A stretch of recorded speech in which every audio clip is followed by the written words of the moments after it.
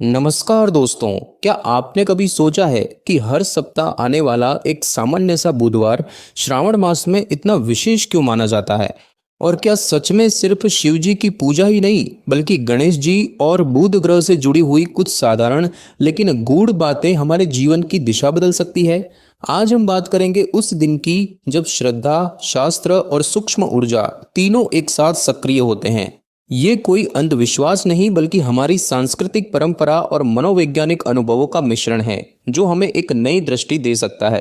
तो आइए आज के इस ज्ञान तंत्र में समझते हैं श्रावण का बुधवार आखिर इतना खास क्यों होता है और शिव गणेश पूजन का बुध ग्रह से क्या संबंध माना गया है।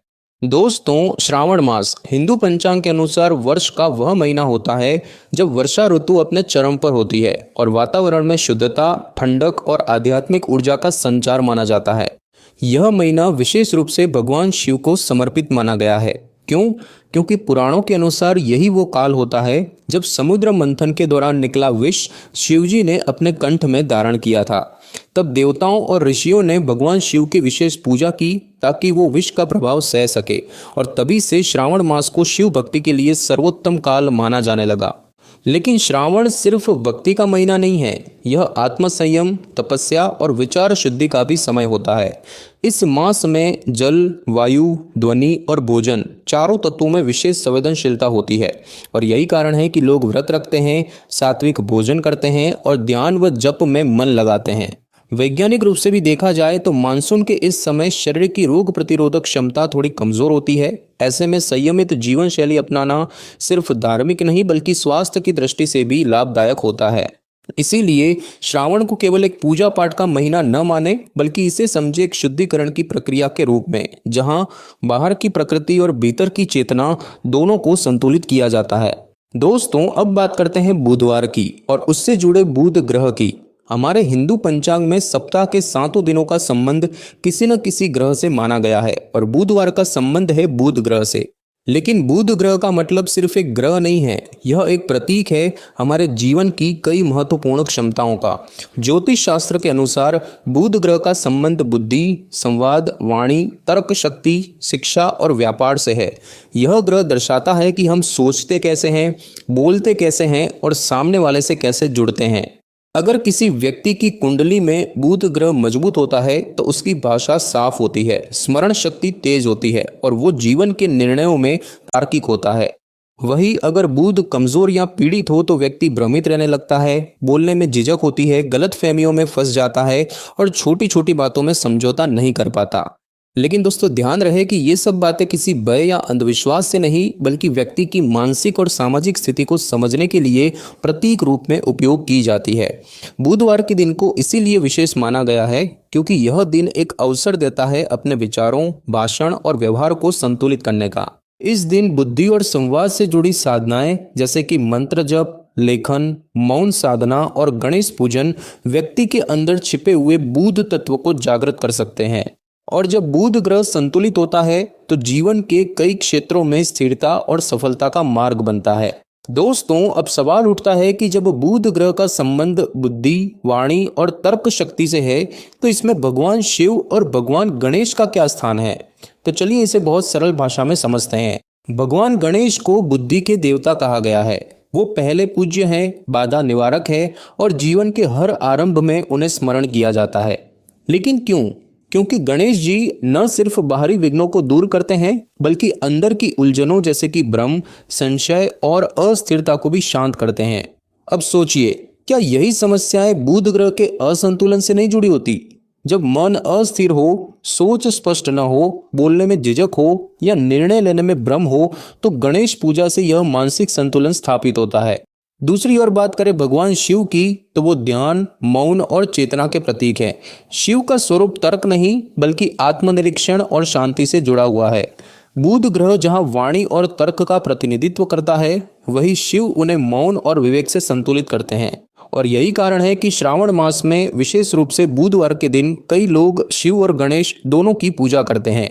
यह कोई मजबूरी नहीं, न ही कोई चमत्कारिक दावा, बल्कि एक सांकेतिक और साधनात्मक परंपरा है जो मानसिक और आध्यात्मिक ऊर्जा को संतुलित करने का माध्यम बनती है। गणेश देते हैं बुद्धि और संवाद की शक्ति और शिव देते हैं स्थिरता और मौन की गहराई। जब दोनों शक्तियां साथ में सक्रिय होती है तब ही व्यक्ति सही सोचता है, सही बोलता है और सही दिशा में चलता है। दोस्तों, अब बात करते हैं कुछ ऐसे उपायों की जो न तो कठिन है न ही चमत्कार की उम्मीद पर टिके हैं, बल्कि शुद्ध भावना, सहजता और सकारात्मक मानसिकता पर आधारित है। श्रावण के बुधवार को किया गया छोटा सा प्रयास बुध ग्रह से जुड़ी ऊर्जा को संतुलित करने और शिव गणेश की कृपा को अनुभव करने का माध्यम बन सकता है। तो आइए जानते हैं कुछ वास्तविक, सरल और विवाद रहित उपाय जिन्हें आप श्रद्धा से कर सकते हैं। सबसे पहला उपाय, शिवलिंग पर बिल्व पत्र और जल अर्पित करें। यह परंपरा शास्त्र सम्मत है। बिल्व पत्र शिवजी को प्रिय माने जाते हैं और मानसिक शुद्धि का प्रतीक भी है। शुद्ध जल अर्पित करते समय ओम नमः शिवाय का उच्चारण करें, जिससे मन स्थिर और शांत होता है। दूसरा उपाय, गणेश जी को दुर्वा और बेसन के लड्डू चढ़ाएं। गणेश जी को दुर्वा घास अत्यंत प्रिय है, जो हरे रंग से जुड़ी होती है और बुध ग्रह से भी। यह उपाय बुद्धि, संवाद और एकाग्रता को जागृत करने में सहायक माना गया है। तीसरा उपाय यह है कि ओम बम बुधाय नमः का 108 बार जप करें। यह बीज मंत्र बुध ग्रह से जुड़ा है। इसका उच्चारण मन और मस्तिष्क को सक्रिय करता है। यह किसी धर्म विशेष का नहीं, बल्कि ऊर्जा संतुलन का सूक्ष्म माध्यम है। चौथा उपाय, हरा रंग अपने आसपास रखें। बुधवार और बुध ग्रह का संबंध हरे रंग से माना जाता है। इस दिन हरे वस्त्र पहनना, हरी सब्जियां खाना या हरे पौधे घर में रखना वातावरण को सौम्य और सकारात्मक बनाता है। और दोस्तों, पांचवा उपाय, मूंग, तुलसी या हरे फल का दान करें। श्रावण के बुधवार को दान की भावना आपको भीतर से विनम्र और संतुलित बनाती है। मूंग और हरे फल बुध ग्रह से जुड़े माने जाते हैं और उनका दान मानसिक शुद्धता की दिशा में एक कर्म है। और दोस्तों, छठा उपाय, मौन या सीमित वाणी का अभ्यास करें। चूंकि बुध ग्रह का संबंध वाणी से है, इसीलिए इस दिन अनावश्यक बोलने से बचना या थोड़े समय का मौन व्रत रखना व्यक्ति को भीतर से शुद्ध करता है। यह उपाय शास्त्रों के साथ साथ आधुनिक मनोविज्ञान में भी उपयोगी माना गया है। तो दोस्तों, याद रखिए कि ये उपाय न तो डर के आधार पर किए जाते हैं, न किसी चमत्कार की उम्मीद से, बल्कि ये स्वयं के भीतर संतुलन लाने के लिए किए जाते हैं। श्रद्धा और समझदारी जब साथ चले तभी कोई भी उपाय सार्थक होता है। दोस्तों, अब तक हमने जाना कि श्रावण के बुधवार को शिव गणेश पूजन, मंत्र जप और मौन साधना के क्या क्या उपाय किए जाते हैं। लेकिन सवाल ये उठता है कि क्या इन सभी चीज़ों का कोई वैज्ञानिक या मनोवैज्ञानिक आधार भी है? तो चलिए इसे समझते हैं। जब हम ओम नमः शिवाय या ओम बम बुद्धाय नमः जैसे मंत्रों का जप करते हैं तो सिर्फ आवाज़ नहीं निकलती, एक विशिष्ट ध्वनि कंपन यानी कि वाइब्रेशन उत्पन्न होती है। वैज्ञानिक शोधों से यह पता चला है कि विशेष प्रकार के मंत्र उच्चारण से थीटा और अल्फा ब्रेन वेव सक्रिय होती है, जो मानसिक शांति, एकाग्रता और भावनात्मक संतुलन से जुड़ी होती है। यही ब्रेन वेव्स ध्यान की गहरी अवस्था में पाई जाती है। इसका मतलब ये हुआ कि जब हम श्रद्धा से मंत्र जप करते हैं तो हम न सिर्फ आध्यात्मिक स्तर पर जुड़ते हैं, बल्कि अपने मस्तिष्क की न्यूरोकेमिस्ट्री को भी संतुलित करते हैं। अब बात करें मौन की, तो आधुनिक मनोविज्ञान ये स्वीकार करता है कि कुछ समय का मौन अभ्यास व्यक्ति को ओवरथिंकिंग, मेंटल फटीग और इमोशनल क्लटर से बाहर निकाल सकता है। जब आप चुप होते हैं तो आप अपनी भीतरी आवाज़ को सुन पाते हैं, विचारों का क्रम व्यवस्थित होता है और अनावश्यक संवाद से बचकर ऊर्जा बचती है। यही मौन बुध ग्रह की वाणी संबंधी शक्ति को संतुलन और आत्म अनुशासन देता है। पर जहाँ तक बात है ऊर्जा की, तो चाहे आप किसी भी मत या पंथ से हो, यह अब सिद्ध हो चुका है कि ध्यान, प्रार्थना और सकारात्मक भावना से शरीर में एंडोर्फिन्स, सेरोटोनिन और डोपामिन जैसे रसायन सक्रिय होते हैं, जो मानसिक स्वास्थ्य और स्थिरता में सहायक होते हैं।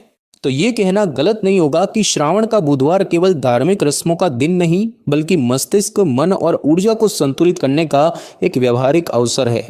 दोस्तों, अब सवाल उठता है कि क्या आज के समय में, जब जिंदगी भागदौड़ से भरी है, तकनीक तेज है और मन हमेशा व्यस्त रहता है, तब भी श्रावण का बुधवार हमारे लिए कोई महत्व रखता है? पर इसका उत्तर है हाँ, और शायद पहले से भी ज्यादा। आज का इंसान तनाव, चिंता, असंतुलन और लगातार बदलती सूचनाओं से घिरा हुआ है। हर दिन हम किसी न किसी मानसिक दबाव से जूझते हैं। काम का प्रेशर, रिश्तों की उलझनें, भविष्य की चिंता, और ऐसे में मन की शांति एक दुर्लभ चीज बन गई है। ठीक इसी जगह पर श्रावण का बुधवार हमें भीतर की ओर मुड़ने का निमंत्रण देता है। यह दिन याद दिलाता है कि बुद्धि को तेज बनाने से पहले उसे स्थिर करना जरूरी है और संवाद में कुशल बनने से पहले मौन को अपनाना जरूरी है। शिव हमें सिखाते हैं मौन की ताकत और गणेश सिखाते हैं संवाद की मर्यादा। बुध ग्रह जो हमारे विचार और बोलने की शक्ति का प्रतिनिधि है, उसका संतुलन आज के तेज जमाने में सबसे ज्यादा जरूरी हो गया है। जब हम कुछ पल बैठकर मंत्र का जप करते हैं या शांत चित्त से जल चढ़ाते हैं तो वो सिर्फ एक कर्मकांड नहीं होता, बल्कि वो हमारे व्यस्त मस्तिष्क को एक विराम, एक संतुलन और एक दिशा देता है। इसीलिए श्रावण का बुधवार अब सिर्फ एक धार्मिक परंपरा नहीं, बल्कि मॉडर्न माइंडफुलनेस का भारतीय संस्करण बन चुका है। यह दिन हमें याद दिलाता है कि असली ऊर्जा हमारे भीतर है और उसे संतुलित करने के लिए जरूरत है थोड़ी श्रद्धा, थोड़ी समझ और थोड़ा सा समय स्वयं के लिए। तो दोस्तों, आज आपने जाना कि श्रावण का बुधवार सिर्फ एक दिन नहीं, बल्कि एक संकेत है, एक निमंत्रण है अपने भीतर झांकने का और उस बुद्धि, विवेक और संतुलन को जागृत करने का जो हर किसी के अंदर छिपा होता है। भगवान शिव हमें मौन की शक्ति सिखाते हैं और गणेश जी बुद्धि और विवेक के प्रतीक हैं। जब हम इन दोनों शक्तियों को साधते हैं तो हम केवल पूजा नहीं करते, हम अपने ही जीवन को थोड़ा और स्पष्ट, थोड़ा और स्थिर बना लेते हैं। श्रावण का बुधवार एक अवसर है व्यस्त दुनिया में कुछ पल शांत बैठने का, मन को टटोलने का और उस ऊर्जा को फिर से महसूस करने का जिसे हमने भागदौड़ में खो दिया था। अगर आपको ये बात महसूस हुई हो तो इसे अपने दोस्तों और परिवार के साथ जरूर साझा करें। और अगर आप भी मानते हैं कि ज्ञान सिर्फ किताबों में नहीं बल्कि जीवन की हर परंपरा में छिपा है, तो ज्ञान तंत्र को सब्सक्राइब करना ना भूलें। यहाँ हम आस्था और तर्क, श्रद्धा और विज्ञान दोनों को साथ लेकर चलते हैं। मिलते हैं अगली बार एक और रहस्य, एक और सत्य के साथ। तब तक के लिए ओम नमः शिवाय। धन्यवाद।